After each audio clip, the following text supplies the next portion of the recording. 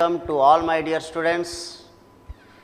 A warm welcome from Shankar Medico Academy. This is your biology mentor Mr. Kota Venugopal. Today we are going to discuss some questions MCQs from body fluids and circulation. Let us start with the first question. So, which of the following sequence is correct in terms of abundance? And they are given here 4 options. Here N, L, E, B, M all represents for the leukocytes like neutrophils. We know the WBC can be divided into agranulocytes and granulocytes. So, we know the granulocytes are of eosinophils, neutrophils and also basophils. When it comes to agranulocytes, it is monocytes and lymphocytes. So, when such kind of questions are given, how to handle such kind of questions, and we need to know the percentage also, we need to know about decreasing order and its increasing order. If they are going to shuffling it, then it will be difficult and it will be confusing. At the time of preparation, it will be easy, but when it comes to suddenly the question is being asked after about 3 or 4 times of our preparation, then suddenly we cannot recollect the exact percentage and also the order in which the abundance of these leukocytes are present. So, to remove such kind of confusion, let us use some kind of technique over here, as they are asking about the abundance, the correct sequence of abundance of the leukocytes over here. So, let us take the correct sequence over here by using a mnemonic. So, never let monkey eat banana. So, there is a banana over there and you are watching that banana and you are not allowing the banana to eaten by the monkey. So, this is a kind of imagination and a picturization you can get, and you can remember this mnemonic, never let monkey eat banana. How we are going to correlate with the leukocytes abundance over here, let us see.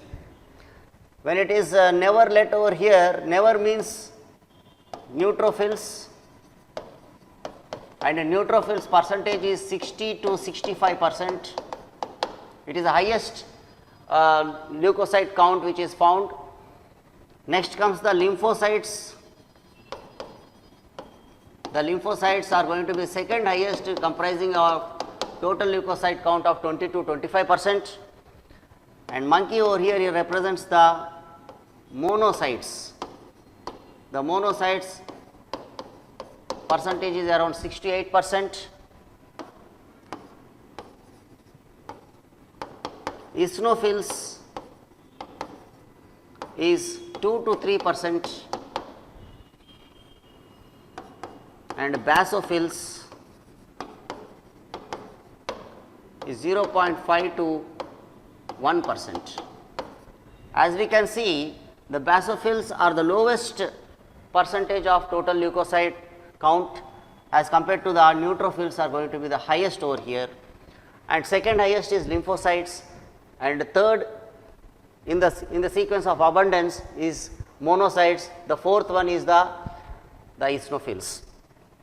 So, if you can remember this mnemonic, you can easily remember the leukocytes over here, the white blood cells, and thereafter anything which is asked related to percentage or related to the abundance, or they are asking in the decreasing order or in the increasing order, it is easy for us. If it is increasing order, we will go from bottom to top. If it is asking for the decreasing order, we will come from the top to bottom. So, here as they are asking the correct sequence in terms of abundance, so they are already given the greater than and also the lesser than symbols over here. Based on that we will go.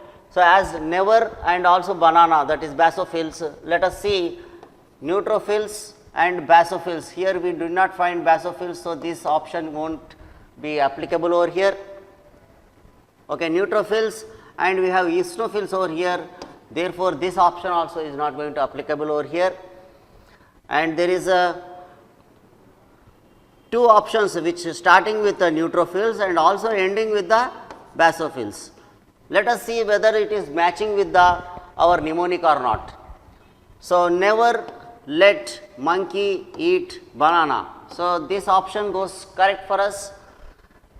Fourth option, never let monkey. So, here the monkey is missing over here as they are shuffled over here. Therefore, this option is not going to be the correct option for this question. So, by using the mnemonics and the percentage, if you know the highest percentage, what is 60 to 65% and 0.5 to 1%, the remaining are in the options they are, if they are giving the percentage, you can easily correlate and you can remember and you can match the following also can be asked based on this, and easily you can able to go for the correct option in a fraction of seconds, and it will not take much time for you to go for the right option. Okay. So, let us go to the another type of questions in the body fluids and circulation.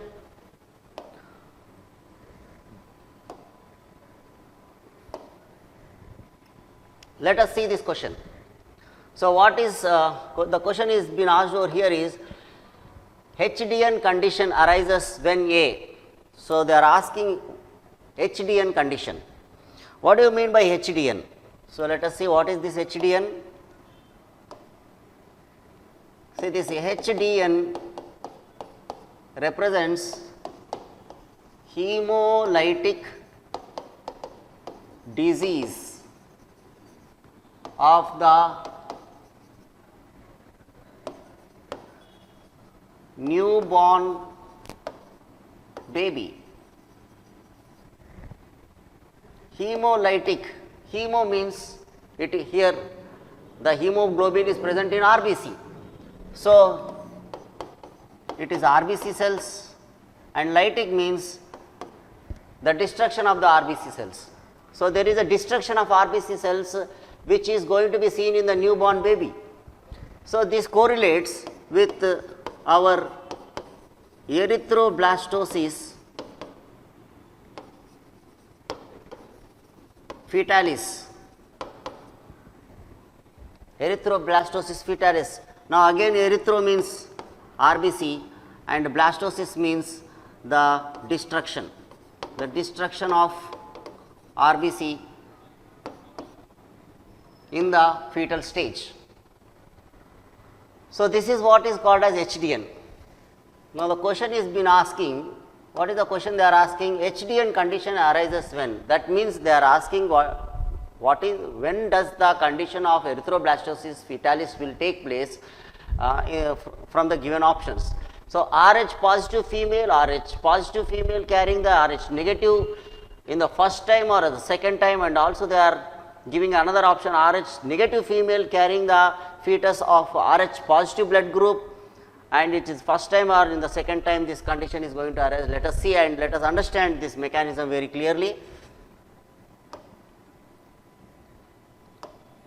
So, let us take the RBC plasma membrane. The plasma membrane of RBC is going to have agglutinogens like agglutinogen A, B and also the RH factor. The blood group which you are following is ABO and RH type of blood grouping we are following, which was given by Landsteiner, and his students also have helped him in identifying the blood groups. Why these blood groups are being identified? Why these antigens are identified? Because whenever the transfusion of the blood is going to take place, at that time there should not be any kind of clumping of the blood.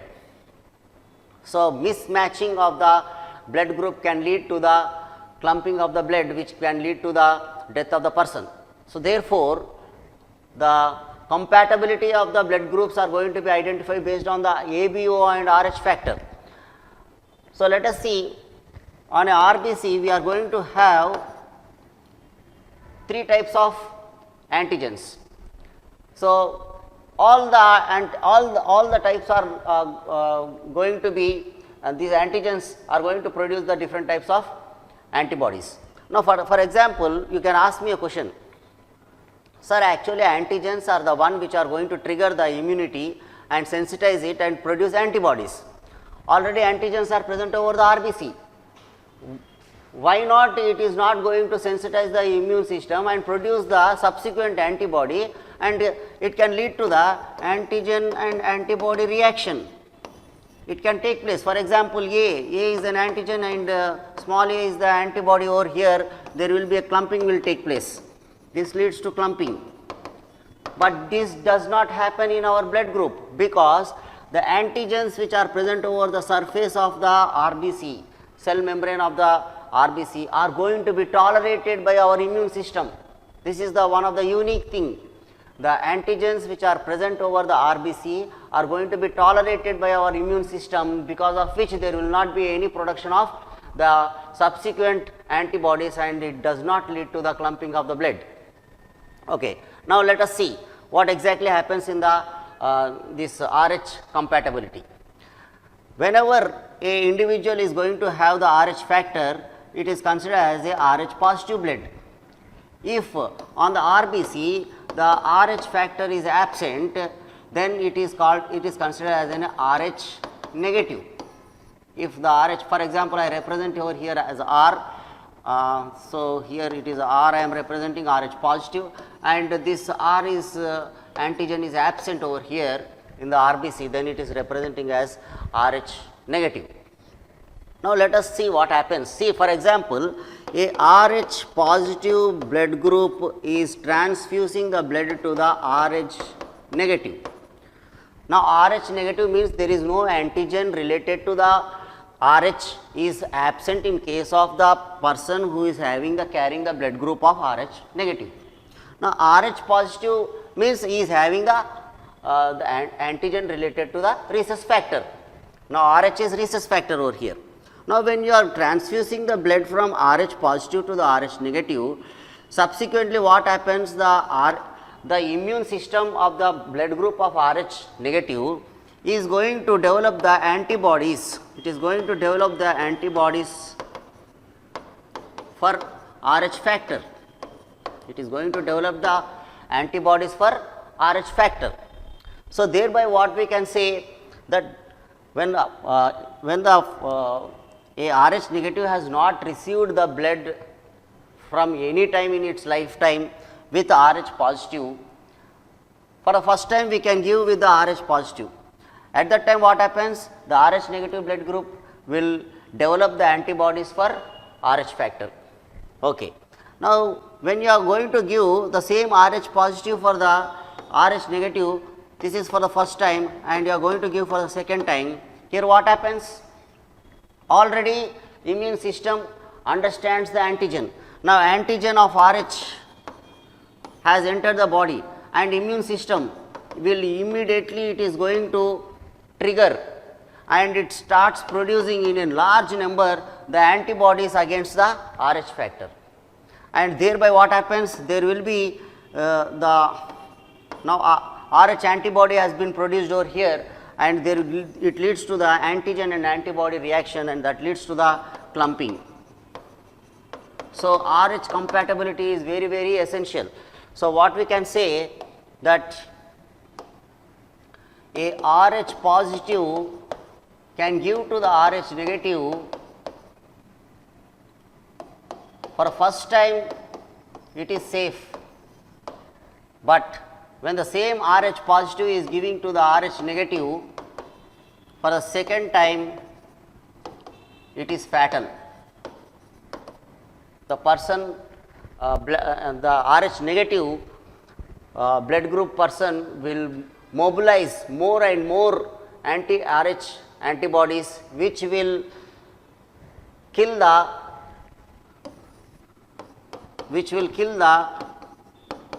RBC which is having the Rh factor, and thereby this clumping will take place. Whenever the clumping takes place in the small capillaries, the narrow capillaries, the clumping will block, it is going to block the pathway like this, and this is what clumping takes place. The clumping is taking place between the antibody of Rh and the antigen of RH. So, thereby what happens? The destruction of the RBC takes place. When the destruction of the RBC takes place, it leads to the clumping and it blocks the capillary. It is going to block the capillary and thereby the circulation is going to be obstructed, and because of which the person is going to die. So, this is what exactly happens. So, now let us understand what happens in the erythroblastosis fetalis. See, this condition is going to be arise when a RH positive husband marries the RH negative wife. The couples who are having husband is RH positive and the wife is RH negative, if the couple for the first time they are going to have the RH positive child, when they are going to have the RH positive child, during the parturition, development will be normal. During the parturition, what happens? Some of the blood of the RH positive child blood is going to mix with the blood of the RH negative of the mother. So, during parturition there is a mixing of blood. The blood is entering from the child, the fetal blood is entering into the RH negative mother blood. What happens? RH negative means RH negative mother do not have the antigen related to the RH factor. But now a child is having the RH factor in his blood. So, this RH factor is going to sensitize, it is going to sensitize the immune system of the mother, and thereby it is going to produce the antibodies. It is going to produce the antibodies against the RH factor. Now, what is happening over here? Now, mother is already having the RH factor, the antibodies for the RH factor, because there is in the first child there is any infusion of the RH positive blood group into the RH negative blood group of mother, and now antibodies are already produced. Now, what happens in the second birth? The first birth of the child will be safe. Child has given the birth, the mother has given the birth to the child. During the parturition, mother has received the RH positive blood. Child also receives RH negative, but there is no reaction will take place, because RH positive blood will not get sensitized, because RH positive is already having the RH factor antigen over there. But in case of mother, the RH negative, because of which there is no RH factor over there, the immune system will recognize it as a foreign substance, and therefore it is going to produce the antibody for the RH factor. Now, what happens in the second? If the second child is going to be RH negative, for example, if the second child is going to be RH negative, so there will be no because it is the RH negative blood will not have any triggering point for the RH negative blood group of mother. So, there will be no clumping, or there will be no erythroblastosis fetalis in case of if the second child is going to be RH negative. But if it is going to be RH positive, the second child, if it is going to be RH positive, for example, the RH negative mother is giving rise to the second child is going to be RH positive. What happens during parturition? Again, what happens during parturition? As I told you, during parturition there is a mixing of blood will take place. Now, RH positive means the antigen has entered into the RH negative mother blood group. Now, first time infusion, when triggering has taken place, it will be little mild production of antibodies. But when the second time the same antigen has entered, already it was sensitized with the same kind of antigen, then the mother will produce a secondary immune response which is going to be much more faster and more antibodies are going to be produced. And these antibodies which are produced in the second time by the second sensitization of the immune system of the mother, they can cross the placental barrier. These antigens, these antibodies can cross the placental barrier, because here it is produced the second time, which are called as immunoglobulin G. First time which was produced was immunoglobulin M. Immunoglobulin is non-transplacental.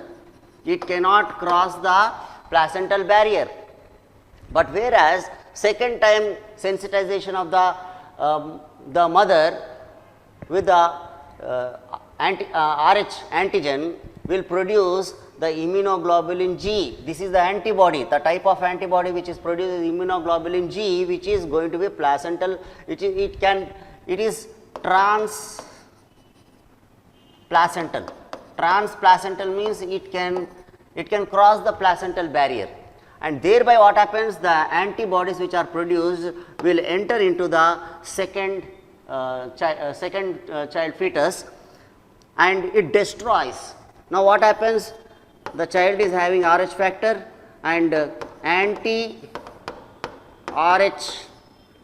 antibodies are produced by the mother, which are going to cross the placental barrier, and it is going to destroy the RBC. This destruction of RBC will lead to anemia, and that leads to jaundice, and that leads to clumping of blood, agglutination, and thereby the child is going to be a stillbirth is going to take place, means the child is not going to be safe. It will be because of the destruction of the RBC. That condition is called as erythroblastosis fetalis. Fetalis means the death of the fetus. Because of the destruction of the RBC, the clumping of blood vessels, in the blood, the blood is going to get clumped, and it obstruction of the blood capillaries, and that leads to the death of the fetus. In the second child, the child is not going to be safe over here. So because to avoid such kind of problems, after the birth, whenever there is a condition of Rh positive male is going to marry the Rh negative, in the first child also they are going to give injections which is called as ROGAM, which is otherwise called as Rh immunoglobulin, which is being given as the injection before just after the parturition. What exactly this ROGAM will do? ROGAM is actually a defective anti-Rh antibody. It is a defective anti-Rh antibody. It will, whenever the Rh rhesus factor enters into the blood circulation, when already defective anti-Rh are there, they just come and bind over here, but this is a defective. The Rh factor is original only, but the injection which is ROGAM, which is a defective anti-Rh antibody, is going to combine over here. It will not lead to agglutination. There is no agglutination over here, but immune system is deceived over here. The immune system is going to get deceived, thinking that there is a proper antibody antigen reaction is taking place, and it will not produce the original antibodies. The original anti-Rh antibodies are not going to be produced by the immune system, because already there is an interaction is taking place. The immune system is not sensitized over here. When it is not sensitized, there is no production of antibodies related to the rhesus factor. then there will be the child is going to be safe and also mother is going to be safe. There is not going to be any kind of erythroblastosis fetalis or hemolytic disease of the newborn baby will not occur when you are going to give the injection related to ROGAM just after the birth. Hope you understood this mechanism, and let us see what is the option which is being given over here is the correct option for this question. So, this condition arises, Rh positive female carries the Rh negative fetus for the first time. See, Rh positive is already having the antigen, Rh negative fetus is not having the antigen, there is no question of any kind of sensitization of the immune system. Next, Rh positive female carries the Rh negative fetus for the second time, first time, second time, third time also, nothing is going to happen over here. So, Rh negative female carries the Rh positive fetus for the first time. If the mother is not infused by the Rh positive blood, if the mother is not infused by the Rh positive blood in her lifetime before giving the birth, then it is safe. So, Rh negative female carrying the Rh positive fetus for the first time, it is going to be safe. Rh negative female carries the Rh positive fetus for the second time. In the second time, what is happening? There is a rigorous and fast secondary immune response which is going to be formed, and it is going to produce a large number of antibodies, that is immunoglobulin G, which is transplacental, which can cross the placental barrier, and it can affect the destruction of the RBC of the fetus, and that leads to erythroblastosis fetalis, that is the destruction of the RBC, and it blocks the capillaries and stops the circulation, and thereby the child is going to die. So, in the given option, the HDN condition or erythroblastosis fetalis arises when the condition is like Rh, this is the correct option, like Rh negative female carries the Rh positive fetus for the second time if in the first time the ROGAM injection is not given, and second time also they will give the ROGAM injection. So, whenever this condition is there, the ROGAM injection is being given, and thereby there is no sensitization of the immune system of the mother, thereby there will be no production of antibodies. Okay. Hope you understood this. So, let us go to the another question.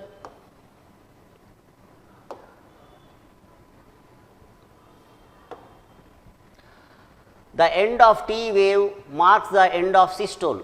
Find out the correct option with respect to the above statement.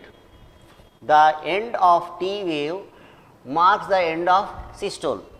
See, this is a statement which is given in our textbook related to the ECG. In the ECG graph, we have P wave, QRS complex and T wave. Now, let us just understand this question. The end of T wave marks the end of systole. So, let us draw this wave and understand this question. See, this is P wave, then we have QRS complex. So, this is P wave, this is QRS complex, and this is T wave. The end of T wave, what is the question? The end of T wave represents what? It is a ventricular systole. That is what is the statement it is saying. So, what is the statement? What are the statements which are present in the question in the option which are related to this statement is correct? So, like beginning of ventricular repolarization, T wave here. During the T wave, beginning of ventricular repolarization, is it correct or wrong? End of T wave is not correct. See, this is the T wave, for example, beginning of the T wave, when the end of T wave is something other thing happening, but when the beginning of the T wave, what is happening? It is the ventricular repolarization is taking place, but the question is end, they are asking end of T wave. So, the beginning of ventricular repolarization will take place at the beginning of T wave, at the beginning of T wave. So, this statement is wrong with respect to this, this option is wrong with respect to the given statement. Let us go to the next option, completion of auricular depolarization. See, P wave only is the one which represents the auricular repolarization, sorry, auricular depolarization. Auricular depolarization means it is undergoing auricular systole. Here they are given the second option, completion of auricular depolarization, that is only related to the P wave. There is no during the T wave there is auricular mechanism is not taking place, it is the ventricular mechanism. Next, beginning of ventricular depolarization, beginning of ventricular depolarization, beginning of ventricular depolarization, when it is take place, when does the beginning will take place? From the start of the Q wave, the beginning of ventricular depolarization will take place. This ventricular depolarization will begin from Q, and at the just beginning of the T wave, this interval during which the beginning of ventricular depolarization and the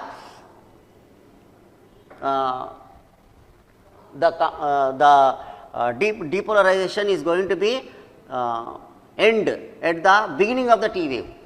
So, at the beginning of the T wave, the end of ventricular depolarization, it will start from the Q wave. Okay. Next option,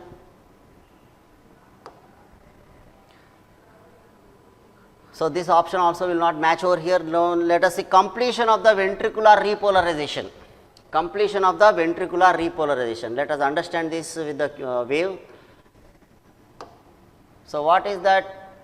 From the beginning of the T wave and the end of the T wave, what is happening actually? From the beginning of the T wave, so for example, I mark it T1 and I mark it as T2, beginning is T1 and end is T2.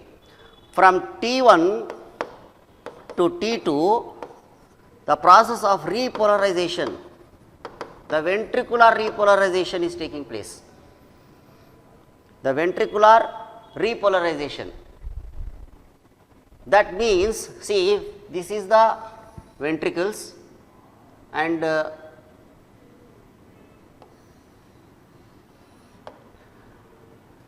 when the repolarization is taking place, the inner membrane is going to become negative.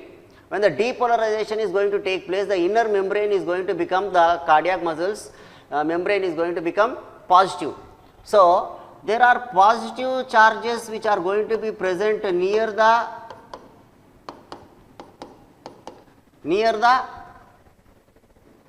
ventricles, and the outer part of the ventricles are undergoing repolarization. See, this is the repolarization, it is going on. So, from T1, when the T wave, the beginning of T wave, the repolarization has begun. The repolarization means it is a negative charge has been developing in the inner side, and this will end by the end of T2. The entire repolarization is going to end at the by the time it reaches to the all the cardiac muscles will undergo the will have the negative charge in the inner membrane. So, what we can say, by the time the complete repolarization has taken place, from T1 to T2, there is a complete repolarization is going to take place, ventricular repolarization is going to take place. Thereby what is happening? After this only, after the T wave, the ventricles are undergoing ventricular diastole. Ventricular diastole is not taking place during the T wave. there is during the T wave still there are some positive charges are there. The process of repolarization is taking place, that is not completed. It completed only when it has reached to the T2 wave. Then after the ventricular diastole is going to take place. So here ventricular repolarization is taking place. During ventricular repolarization the process is taking place, still there are some positive charges are there. That is why the end of T wave represents the ventricular systole. The end of ventricular systole means there is no further contraction. By the time the wave reaching the end of the T wave, there is no further contraction of the ventricular muscles. After that, ventricular diastole is going to take place.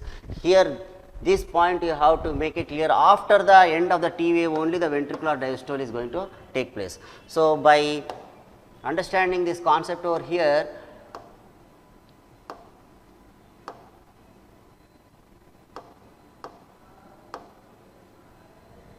if you are going to see which is the correct option related to the statement given above, end of the T wave represents the completion of the ventricular depolarization. Therefore, this is the correct option for the given question, and in this way we can understand the concept clearly, and in whichever way the question can be twisted, we know what is happening in the P wave, what is happening in QRS wave, and also beginning of the T wave and the end of the T wave.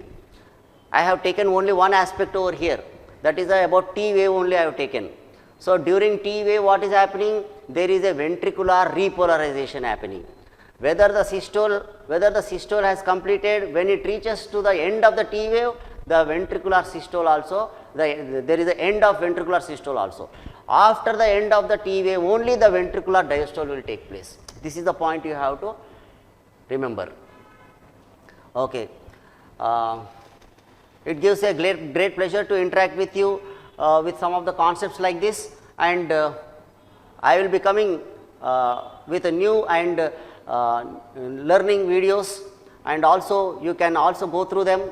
And for today, let us make I will be signing off for today's session, and keep learning, keep watching the SMA videos, and continue your process of learning. And any comments are there, you can just comment it, and if any further clarity is required, you can please comment, and we will try to give you as best as videos for you in understanding the concepts and dealing with the NEET. All the best for you. Thank you very much.